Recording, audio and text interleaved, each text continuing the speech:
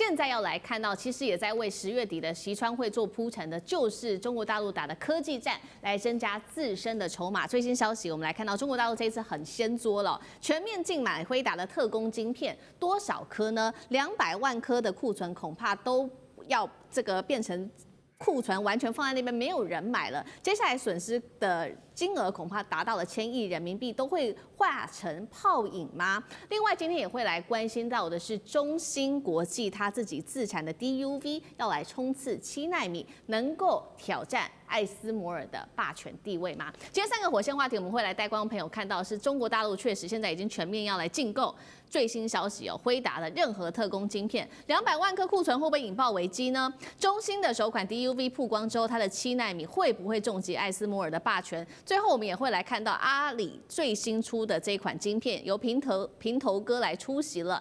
根据了解，性能是能够强碰辉达的 H20的，辉达将会完全的从中国大陆的市场被退出吗？等一下我们都会来做最全新的关注。先来看到的是刚刚提到的嘛，这个大陆北京进的辉达的特供，任何的 AI 晶片都不能再进了。这当中包括了这一款 RTX Pro 6000D 的伺服器。那哪一些科技公司大陆有下令不能再买辉达的晶片呢？包括了这些科技大厂，像是字节跳动啊，又或是像是阿里巴巴跟百度。辉达这下可担心了，为什么呢？我们来看到它的库存，尤其到了年底啊，最多可能达到200万颗，这些库存到底积压在这边，接下来怎么办呢？而且每颗的金额高达了5万人民币，如果有200万颗，那不就有这个1000亿人民币都变成了泡影了吗？我们来看到最新的发言，来自黄仁勋的说法。他说：“对啦，我现在是真的对于中国大陆的这些动作感到很失望，但是我还是会耐心以对的。”美国的众议院议长则是痛批中国大陆成为美国的一个对手。刚刚讲到的是最新科技，尤其是中国大陆要自产自己的晶片之外，还有光刻机，这是最新消息。中芯国际它测试了这一款是由上海的新创公司与量身生产的28奈米的 DUV 曝光机，它靠的技术就是多重曝光，还有这种静默式的技术。等一下请委员来带我们看，生产的是7奈米晶片。那么现在也做了一个预估哦，中芯跟多家的大陆晶片业者已经规划了接下来的战略蓝图，就是说2026年他们的产能要能够翻到3倍，但是根据了解，现在大部分都还是要依靠艾斯摩尔旧款的 DUV 啦。但是呢，国产晶片的光刻机最快2027年就可以来进行了量产了。这一款光刻机靠的是多重的曝光加静默式，硬生生的可以拉到7奈米，真的有这么厉害吗？能够再挑战5奈米，甚至挑战艾斯摩尔的地位吗？委员怎么看？大陆的光刻机是进步神速，但是目前还不能够挑战艾斯摩所做的 DUV 或 EUV。原因在过去一段时间里面，大陆所推出来的 DUV 都还是属于干式的这个深紫光的光刻机。那至于浸润式的这个光刻机啦，是刚刚测试出来，这是大概是第一款。媒体报道的中国大陆有浸润式的，就是镜头在水里面，你靠着水的放大作用，可以做得更精密一点的。但是这样的一来的话，它还是有些机构给它的机构的能量还没有办法做到一次曝光，所以必须多重曝光。那多重曝光，可以把28奈米变成14奈米，再把14奈米变成7奈米，目标是7奈米。那这样一个多重曝光呢，就会造成什么？它的良率下降，良率下降，它成本就会上升。对，那这个困难一直需要克服。所以他们透过新凯来去发展一种 patterning 的技术，就是说我重复曝光，我还是可以把它定位得很准但是做出来以后，这个试产出来了，现在正是由中芯国际在做什么？在做测试当中，所以它还是属于原型机。那原型机如果测试到一定程度，大家觉得可以商用的话，那中国的第一台浸润式 DUV 的光刻机就会正式的上场。那目前还没有，还在测试阶段。但如果它上场的话，它成本价，据了解只有艾斯摩的60%。那这样一来的话，白菜价的光刻机就出来了所以这个当然，这个消息一出来的话，中芯国际的股价的莫名其妙，砰就涨了8%，一天天涨了8%哦。那就看未来的发展。那我知道中国有很多单位都很努力在发展光刻机，他们觉得不应该被美国掐住脖子。那这个浸润式的是谁发明的？是台湾台积电的以前的副总叫做林本坚发明，林本坚老师发明的那这个不过这个是过去式，艾斯摩做的浸润式光刻机已经很进步很远了啦哈。那如果中国能够踩上这，它将是全世界第二款啊。那如果这个成功的话，那像那个 EUV 啊，有人发展出光源，有人发展，可是一直都多不起来啊，因为它是要很多的功能组合在一起的。那这个 DUV 是第一次中国自己组合成功，先预祝它这个。一本万利哈，至少已经先反映在股价上面了啦。那宽哥又怎么看？接下来会不会威胁到美国的晶片霸权等等？这一段谈的会是最新的数字哈，大家如果有些记不住的，到时候就回看思敏的这么漂亮思敏的一个节目哦。我再要谈一些比较新的东西哦。第一个开头，辉达哭了，苹果笑了，发生什么事呢？辉达现在呢，他们是很认真的要去符合美国的一个期待跟中国他们市场的一个需求，所以他们都推出了降规版的晶片。但现在中国已非无下阿蒙，所以简单的说，过去我要让你摆布，现在呢低规的晶片我不要买了。简单的说，北京现在已经说了哈，你跟政府做生意的呢，尽量不要去买辉达的相关晶片。所以现在卡住2个地方。第一个新型的一个显卡5990跟6000系列的，据说卖不动，然后再来新的，因为 H20后面接的是 B30嘛 ，B30的晶片听说现在中国也不买，所以现在黄仁勋慌了，他就说我失望，但是我会耐心以对。为什么呢？据传货已经准备好了，那现在大家在估到底会影响多少？会影响50亿美金，还是100亿美金，还是150亿美金？各位这个还不晓得，因为这件事情还在现在进行式。好，为什么苹果笑了呢？现在中国很简单哦，苹果那一天据传来到台湾，在下单的过程当中，全台湾所有的厂商吓一跳，怎么下这么多呢？通常苹果在下新的一个订单大概是8000万只左右，这次苹果据传下到9000万只到9200万只，大家都说这个数字太高了啊，怎么会下这么多呢？结果库克说，我们这是有史以来第一次没有遇到华为的抵抗。那发生什么事呢？来龙去脉跟各位说哈，原来啊，现在北京把全力都在做 AI 晶片，所以现在全力在做 AI 的升腾910C 跟910D， 华为的晶片出不来啊。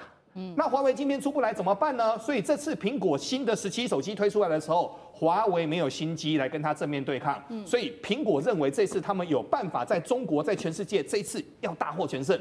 这个是目前的做法，就是辉达哭了，苹果笑了。好，现在重点来了，回论到刚才思明所说的，现在中芯他们所做出来的这个所谓的宇亮生所做的这个浸润式的晶片，能用或不能用？目前去观察艾斯摩的现行，因为它目前的现行长期的股价在550上下，正负50块钱，目前这个现行没有破，所以大家都还在观察。但如果真的让它给成功的话，这个是天大地大的事。为什么呢？目前到2027年，中国还要开出9间到10间的成熟制程相关的晶片，所以大家都在担心那些成熟制程。为什么呢？未来的成熟制程势必它会白菜价。可是如果中国它这个技术往上提升的话，那我先跟各位说哦，未来的世界真的是一个世界2个极端。为什么叫2个极端呢？现在的美国很多的投行，他们最新的一个报告已经在说了。台湾的一个部分的话，因为我们所做的是美规的 AI， 那目前美规的 AI 包括了美国、包括了欧洲、包括沙特阿拉伯、包括日本等等，他们都还在扩产当中，所以我们这边还是很棒，这个没有问题。但中国现在它要自给自足，中国自给自足有它自主的一个 AI 的情况之后，它现在的晶片如果真的能用，他干嘛让美国掐住他的脖子？所以呢，根据最新投行的报告跟全世界能够抓到新的一个资料，就是这一波正在最关键中的一个关键。所以黄仁勋在等，苹果笑了。但如果中国它未来的 AI 真的能够自主，回到刚才老师所说的，中国的 AI 的晶片没有美国领先啊，它怎么做呢？各位 ，AI 的晶片不需要很小，它的机房可以大。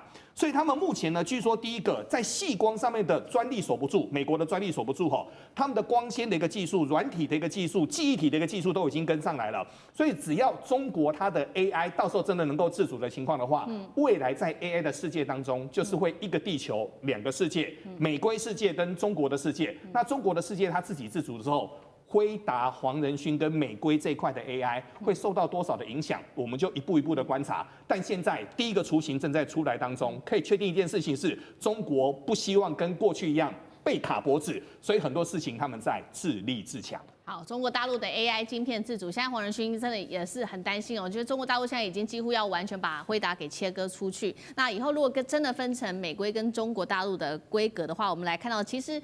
这个加强了自己本土业者，他在加强自产的能力，尤其是刚刚我们提到的这一款这个阿里巴巴。等一下，我们请赖老师来带我们看它的旗下的平头哥最新的这款 AI 的晶片，确实已经能够性能超越辉达的 A800了。这一款 AI 晶片叫做 PPU， 然后根据了解是跟美国最新的，也就是辉达的 H20，它是可以程度差不多的。赖老师怎么看？晶片这个东西很科学的，你一量产一生产出来，你就给大家检验嘛，所有的仪器都会测试它的，例如说它的显卡容量有多少，它能够运算多少，它能跑多快，它那个耗能多少，这个东西你都跑不掉的，因为仪器就摆在那个地方，一放进去，简单的说就国际数字啦，对，它是国际数字啦，所以这个造假造不了，是。那这个数字就一拍两瞪眼嘛，所以当阿里的这个晶片一出来了以后。对于这个 H20来讲，对辉达来讲，那当然不是一件好消息嘛，也就是已经做出来了。那过去有升腾910D、910C， 那现在阿里自己本身也做出来了。好，那我们就来看了刚刚宽敏兄他所提到的一个很重要的一个概念，就是说大陆怎么样让自己的企业自立自强。对，自立自强不是一句空话，自立自强是要把你养大。那我怎么把你养大？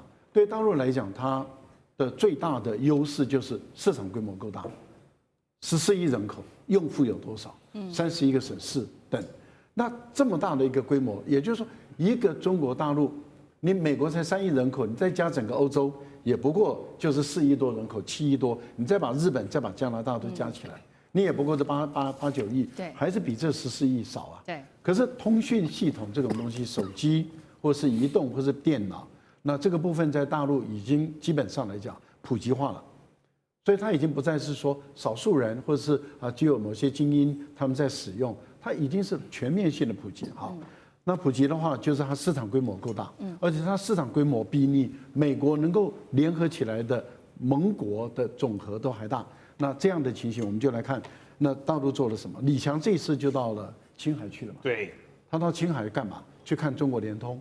看中国联通什么呢？三江源的数据中心，那看那个数据中心干嘛？他就告诉你说，我数据中心所有的晶片全部是国产的，里面就是有阿里的这个平头哥的这个晶片在里面的，那就代表什么意思？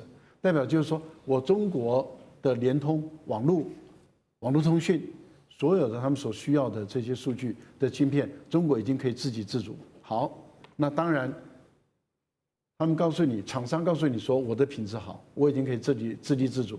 数据中心说我大量购买，然后接着就开始下令了嘛。对，下令什么？你字节跳动也好，阿里也好，百度也好，你就都不要再买英伟达的了。那也就是英伟达有3大特点：不环保、不安全、不安全，对不对？不先进嘛。这3大特点都是不的话，那就是之前我是劝说你不要买，它不安全，你还是执意不听。那我现在已经明白告诉你，就是不可以买。那在这个情形下，大厂不买，那就是小厂买。这个郑元兄上次有跟我们解释嘛？对于英伟达来讲的话，你一个小厂买个几十颗，买个300颗，那我要给你做服务，我要怎么超死啊？对，大家看的是大厂，可是现在已经明白告诉你，大厂就是不准买。那你大厂敢不敢买？坦白说。马云之前不是意气风发吗？嚣张的不得了啊！还在退出经营，还在川普的第1任的时候，你干嘛讲的那么温和？退出经营层，还在川普说到会罚1500亿，还在川普第1任的时候啊，跑去那个白宫哦，说我可以带动你多少就业机会。那时候中国贸易战正在开打，他可以干这种，有点是这种。像我们的郭先生一样的这种事的话，那你想，那就退出经营股嘛。那现在悄悄的又回来了啊，慢慢的又回来了，那就代表什么？代表就是说，在大陆啊这么大的一个经济体，一家公司的老板，你即使你说你的资本额再怎么大，以大陆来讲，官股都有的啦。没有说这个你可以任意妄为啦，可以恣意妄为啊，民族大义啊，要守得住啊。好，那我们问题来了。也就是当大陆下令了以后，你觉得有哪个大厂敢偷偷的再去买英伟达？黄仁勋当然整个脸都惨淡嘛。对，为什么？因为 H20已经卖不出去了，这几十万颗相对来说也落后啦，也落后现在也落后没有啦。。那现在特供版的 B30也不卖了，要卖，但是他们说不买，中国说不买。因为3年美国也不让他卖，目前还没有统批出来。许可权还没来，还有许可权还没来，对。所以你可以看到，这个对于黄仁勋来说的话，不过我觉得黄仁勋再怎么样，他还是这个华人啊，中华子孙啊，他不会像祖克伯那样，啊，一翻脸以后就那个栽赃抹黑，他不会。我觉得修养好，修养好就是有机会，不会像祖克伯一样脸就黑到底了。是，好，谢谢赖老师。那我们休息一下，马上回来。地缘政治、美中之争、战略价值、强权崛起、小国生存，现在与未来洞悉事件走向。